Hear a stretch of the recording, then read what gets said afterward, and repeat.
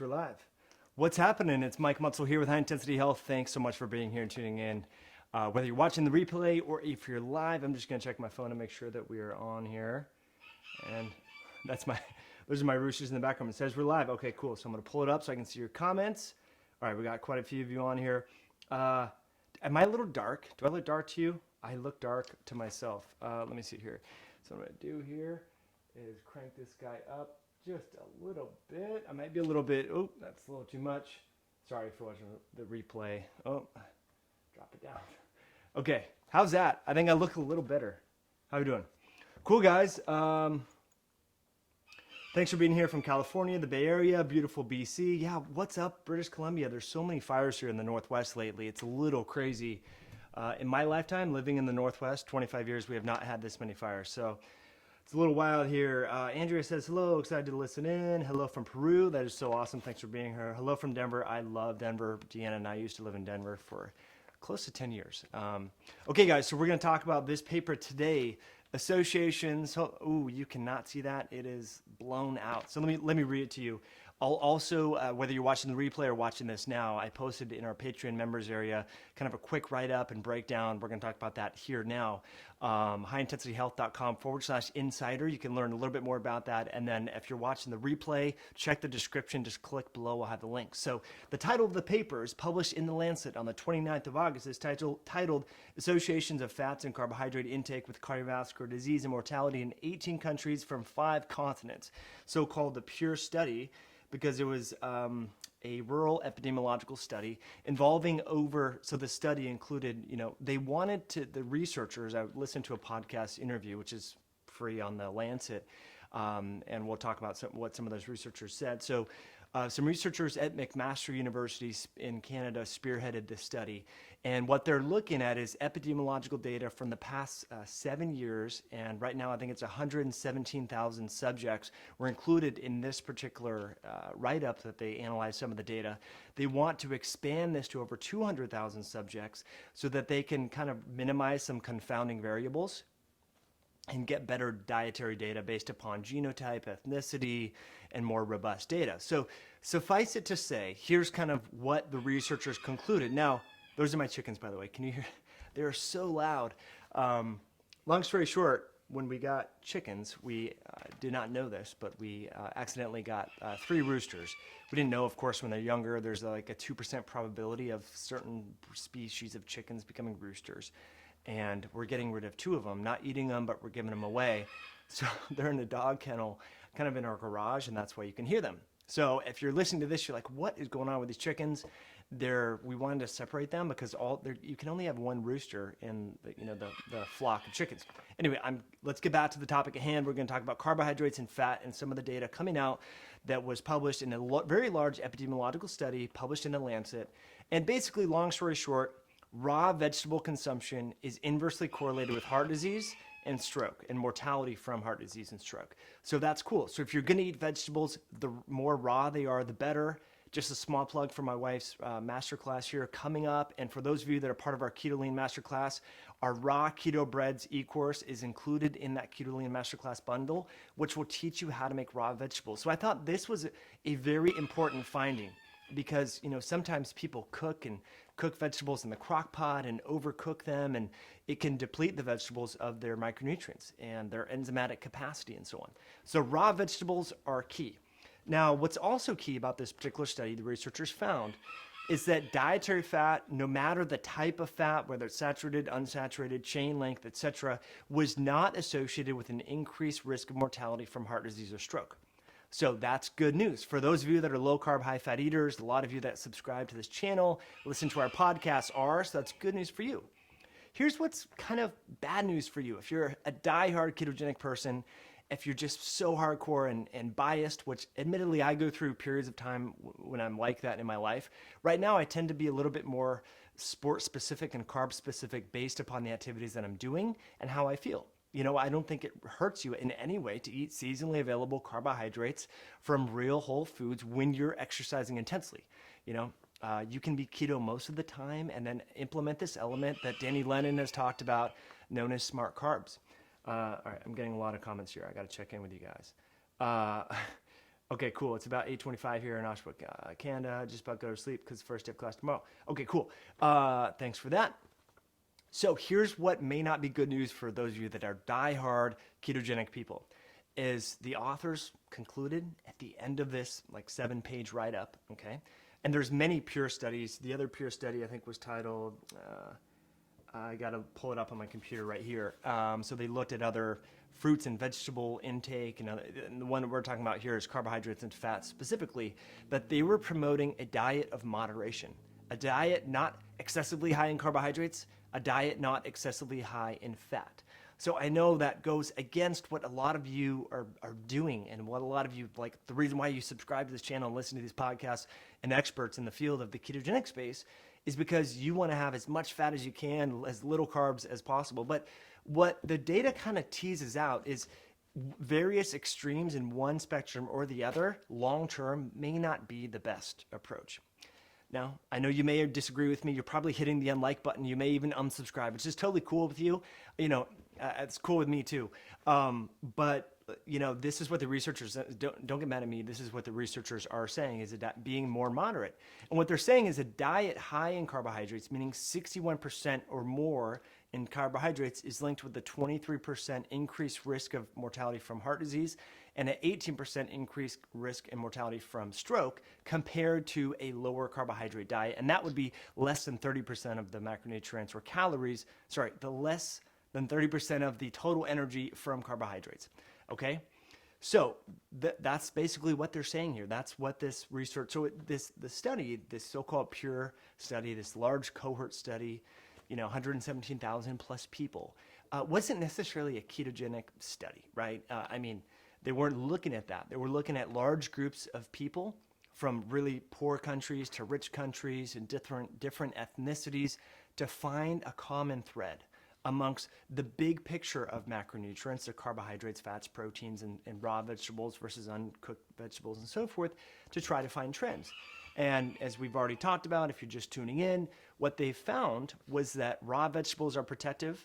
Individuals that have 3 to 5 servings of fruit and vegetables and legumes per day had a greater protection against heart disease and stroke and death from heart disease and stroke versus individuals that had less than 3 to 5 servings of fruits and vegetables per day, which this is a key point.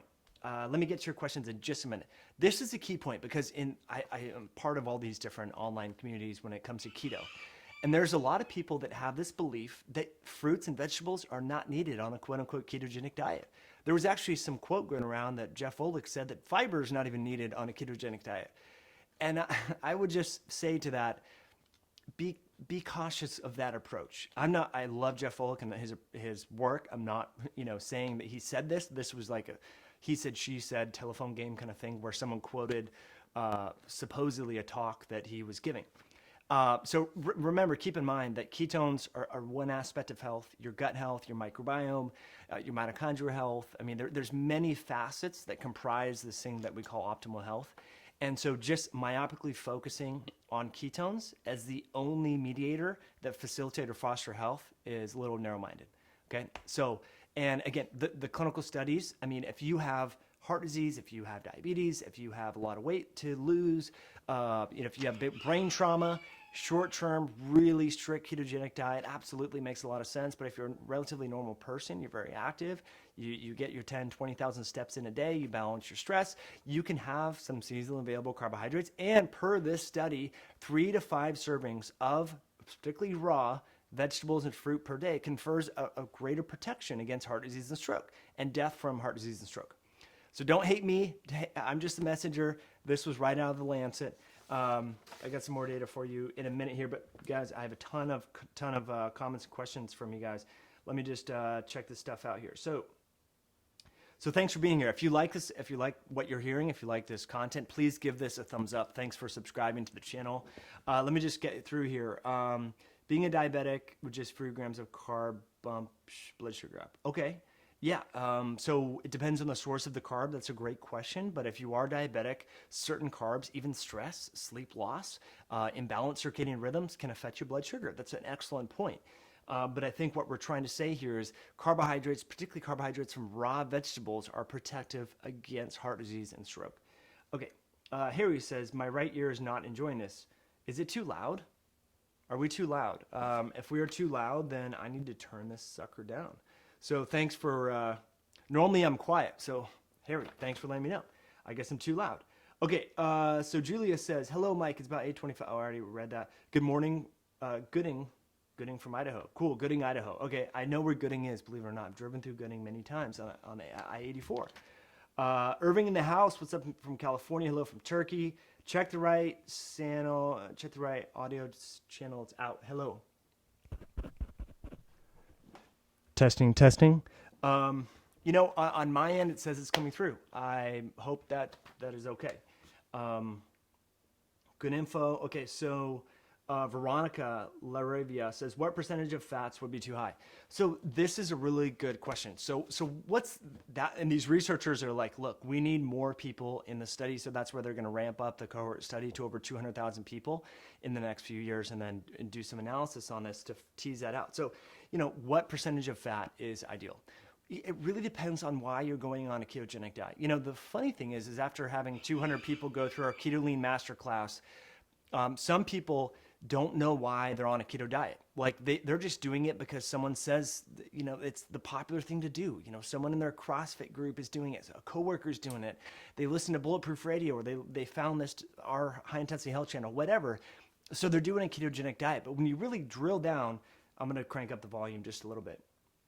But when you really drill down, like, why are you doing this? Some people don't have a definitive reason. They don't really know why they're doing it, right? So I think this is Veronica. You need to think, why are you going to go on a ketogenic diet? Is it because you want to lose a little bit of body fat? Is it because you want to slow down the aging process? Is it because you have brain trauma? You need a specific reason.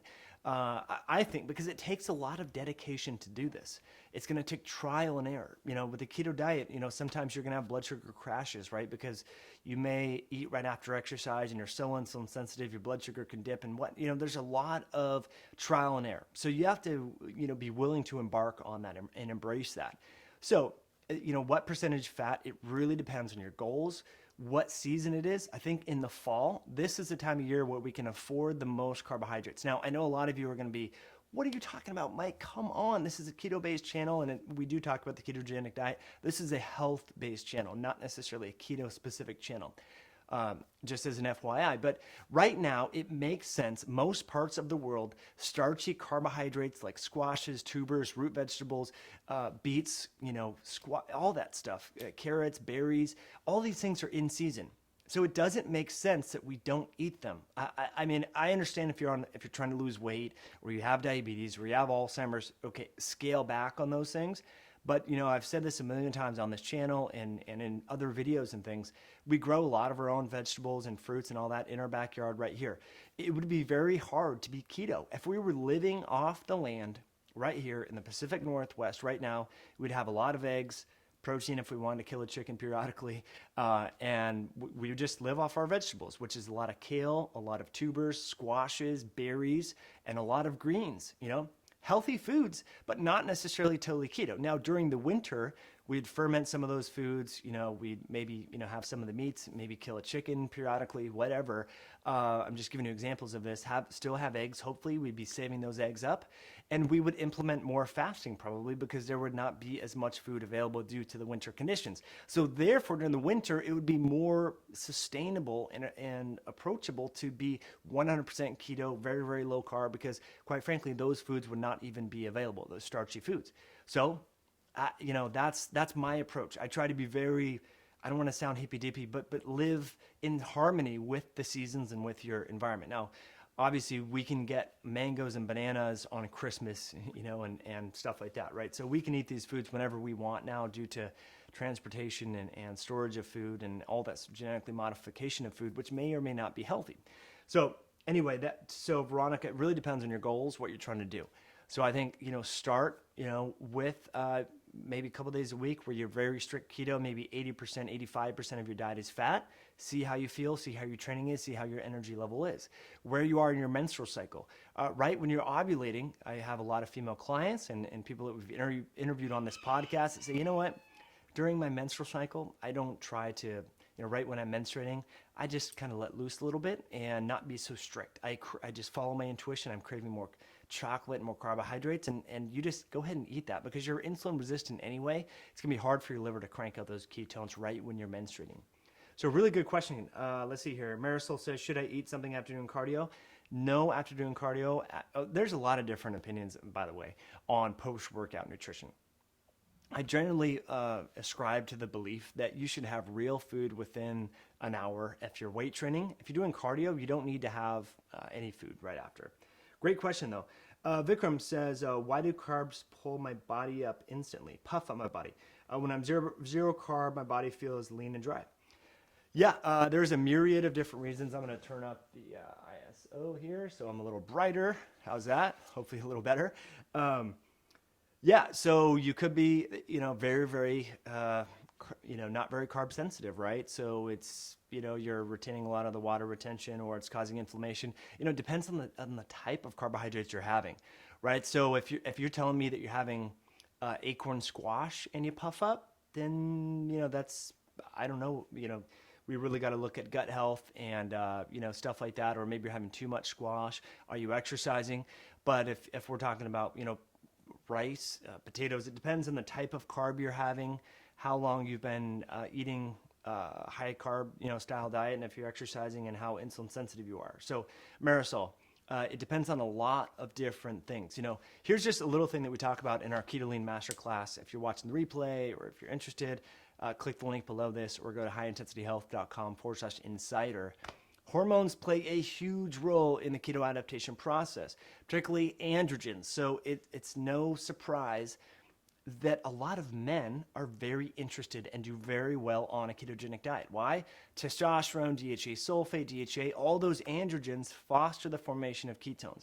Whereas women, with progesterone and estrogen and estradiol and estrone and all the different estrogen metabolites and so forth, those are not necessarily very ketogenic. So, so Marisol, going back to your question, when it comes to why do carbs make me puffy? Well, it really depends on your hormones and how insulin sensitive you are. So if you find that carbs are making you really, really puffy, causing a lot of water retention, it could be that you're insulin resistant, or that the form of carbohydrates is causing some inflammation. So something to think about. Okay, Andrew says, thoughts on zero carbs, ways to make it healthy. Have you ever gone to that extreme? Love carbs, but seem to they make you bloated. So Andrew, again, it really depends on why you're doing this. You got to go back to your goals. Start with the end in mind. I mean, as Stephen Covey, Zig Ziglar, all these people talk about in business.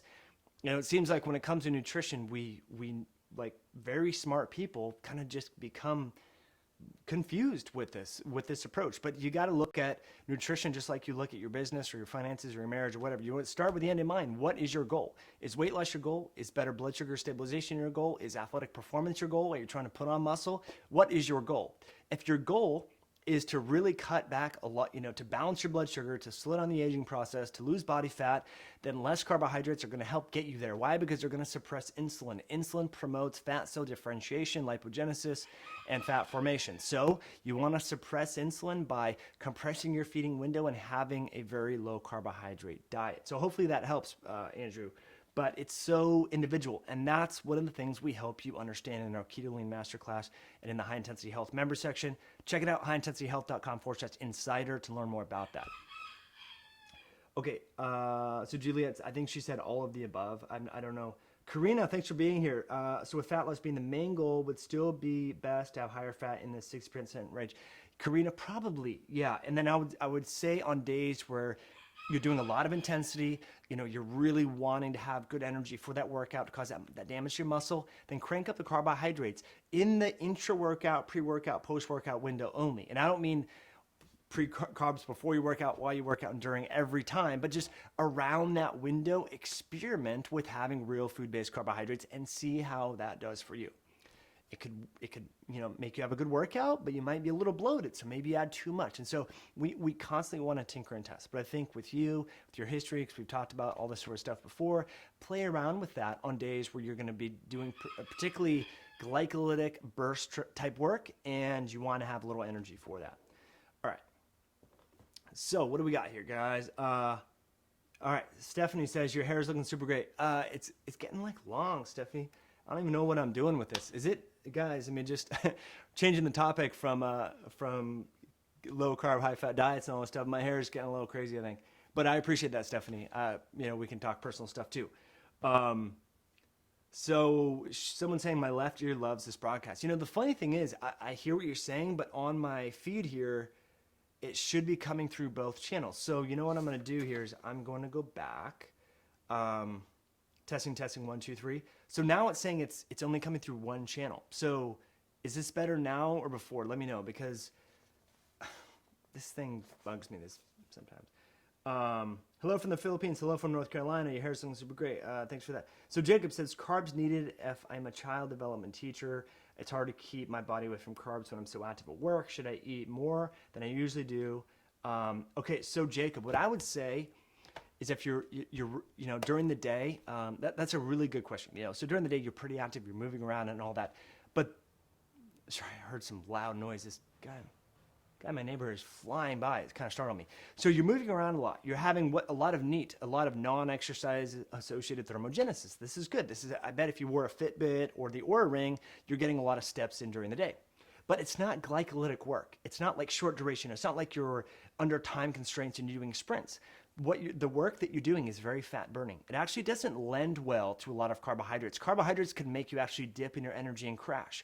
So for you, Jacob, assuming you have the digestive capacity, the gallbladder function, the liver function, the ability to digest and absorb fats, I would suggest in your particular scenario that lower carbohydrate, compressing the feeding window, and actually a higher fat diet would be well for you for an even keel energy and having the patience in dealing with children.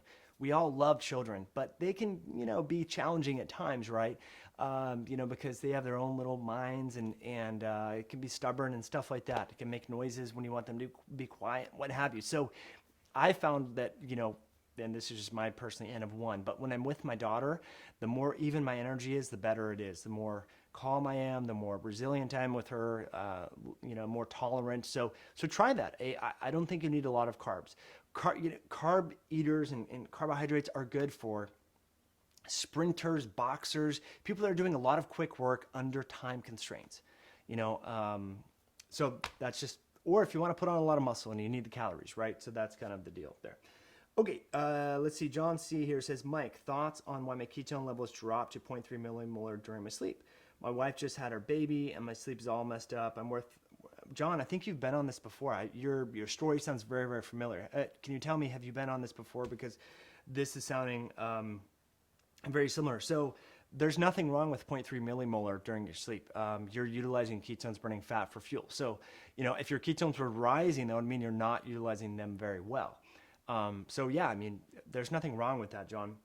Like I said, I think I said before, I think, you have a lot of very specific questions. The Keto Lean Masterclass is really good for you. Check it out, highintensityhealth.com/insider, or check the description below after this. You can learn more about this. What about someone without a gallbladder? This is an excellent question, ARC. So the recent interview I did with Emily Schramm, check that out. So it's actually, if you just go to the videos, click the link below this.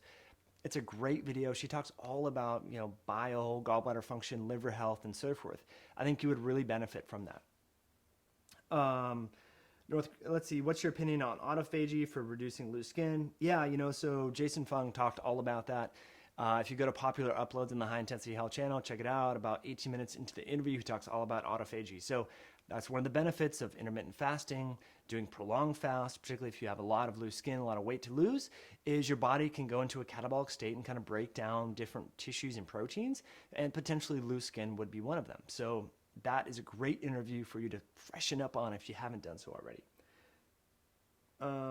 Okay, so Darling Relevant says, is a low glycemic nutrient-dense diet compared to a ketogenic diet? I'm a 19-year-old female doing a nutrient-dense diet, keto diet, but don't know if it's right for me. So low glycemic index diet is somewhat similar, I guess, to a ketogenic diet, but a ketogenic diet, a very hardcore ketogenic diet, would be the percentage of nutrients coming from fat is going to be higher. So if you're 19 years old, you're still growing, you're developing, I would say experiment. Some days, and it depends why you're doing this. I'm assuming it's for body composition reasons. You want to look great, reduce the inflammatory response in your body, etc. You might do really well.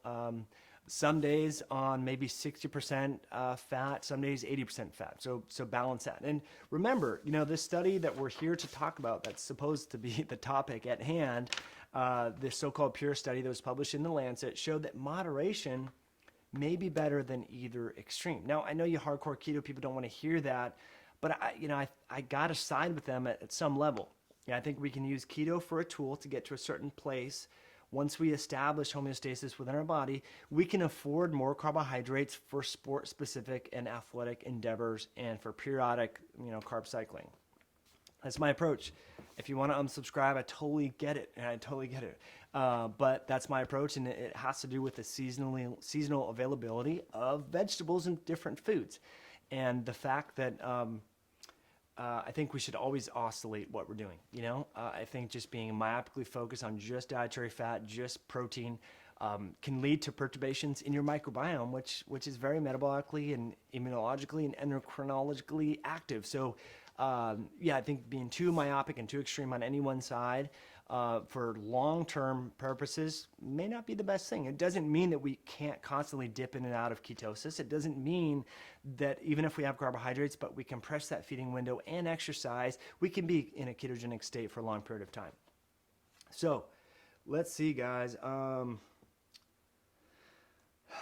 right. Hello from Hawaii. Thanks, John.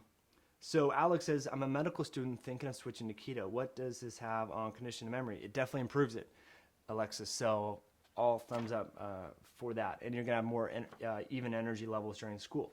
Okay. Hello from Los Angeles. Hello from Bormio. Thanks, Bormio. That's awesome.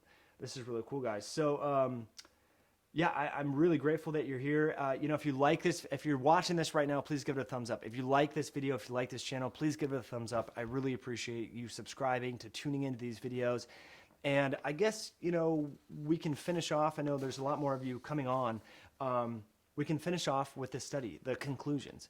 Raw vegetables are better than cooked vegetables and are more protective against heart disease and stroke. So that's one thing you want to consider. That's why in our Keto Lean Masterclass, people, we teach you how to make raw vegetable ketogenic bread so you can get all the benefits from Swiss chard, from radicchio, from arugula, from Mizuna greens, and concentrate that down with the appropriate amounts of fat and make wraps, pizza crusts, crackers and treats that are very low carb, very ketogenic, yet they're utilizing raw vegetables. So that's really key. If you have more than 61% of your diet containing carbohydrates, you're at an increased risk of heart disease and stroke, according to this recent study. And let's see what else. And again, to summarize, they said moderation as opposed to very low or very high of any different macronutrient is key. And so that's what they found with this study. So I think that's pretty much it, guys. I'm going to part ways now. I'll check to see if there's any more questions here from you all. Hello from the UK. So Jacob says, should we eat complex carbs if we tend to be doing high intensity training? Yeah, we just talked about this. Hit the rewind button, go back about 10 minutes. We talked about the sport-specific application of carbohydrates. Depends on what type of training you are doing and what your goals are. Gloria says, I'm wanting to switch from keto to the paleo lifestyle. What's your take on that? Well, they're very similar. There's a keto, they're very similar. In fact, there's not one paleo diet and there's not one keto diet. I think you can eat real foods that are grown locally or even in your own backyard and add some element of compressing your feeding window. That would be more keto based. So you can basically take a paleo diet, compress your feeding window, add some element of time restricted feeding, and guess what? You have a ketogenic diet, even though you're eating more of a paleo style diet. Mario says, hey Mike, from Peru, should someone with hypothyroidism be on keto? When I tried it, I lost muscle. So how do I say this politely? There's really no effect on the thyroid when you go on a ketogenic diet, okay? It's not affecting your thyroid level. It's affecting insulin, it's affecting glucagon. It's not affecting your thyroid level. If anything, it's going to make your thyroid produce or cause some feedback levels so that your thyroid doesn't need to make as much thyroid hormone because your body's just more metabolically efficient. So it may not need to actually make as much T3, even though your energy level is going to be the same. So I think if you lost muscle, initially it can feel like you're losing muscle, even though your body weight's staying the same, because you're losing water. Okay, so your muscles actually look less full, less bloated, less filled, but you're not actually losing muscle tissue. The ketogenic diet actually is associated with increased muscle retention, muscle protein synthesis, levels of leucine. So you're not really going to lose. It's protein sparing. You're not going to lose muscle necessarily. And if you have hypothyroidism, a majority of the etiology or the cause of hypothyroidism is autoimmune disease and an autoimmune induced trigger of, attack of the thyroid gland. And we know the best way to kind of suppress inflammation in the body is to actually be on a ketogenic diet, because it suppresses this complex NLRP3 inflammasome. I know that's a lot of big fancy words for you guys. Check out the interview with Jong Rowe, episode number 154, I believe, on the channel. We talk all about the anti-inflammatory properties of the ketogenic diet. So to summarize, I think a low-carb, high-fat style diet, i.e. a keto diet, with some element of time-restricted feeding is excellent for hypothyroidism.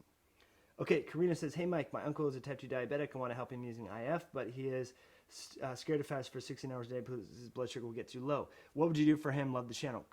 Karan, I would say he needs some berberine hydrochloride. Okay, so berberine, hydrochloride, and omega-3 fats can be supplements that can help there. And he doesn't need to start at a 16-hour fast. He can start with a 10-hour fast, a 12-hour fast, but we want to make sure that his liver health is okay. So I would check his liver enzymes, AST, ALT, and GGT, to see how his liver health is. And then, if his liver health is not so good, then maybe not do such long fasts, because we need the liver to make the ketones so that the blood sugar doesn't crash. Well, the blood sugar is going to go down, but we need the liver to make the ketones so that the brain doesn't go into a hypoglycemic state and it has actual energy. So, Karan, we talk about this more in the Keto Lean Masterclass. Go to highintensityhealth.com/member or /insider and learn more about that. So we walk you through all this sort of stuff. These different caveats and nuances and all that sort of stuff. Mario says, thanks. Gloria says, thanks, man. So many questions. I'm doing intermittent fasting. Well, I appreciate you answering my question. Yeah, Gloria. I was actually trying to say thank you for answering my question, and I'm doing intermittent. Okay, you had a typo. No worries, Gloria. All right, guys. So if you're still watching, please give this a thumbs up. Thanks for subscribing to the channel. I got a really cool interview coming up with Dr. Ben Bickman that I think you'll really enjoy. All about brown adipose tissue and the crosstalk between the liver, insulin, brown adipose tissue, and ketones. Like, this is gangbusters. So subscribe to the channel, sign up, think about becoming a high-intensity health insider.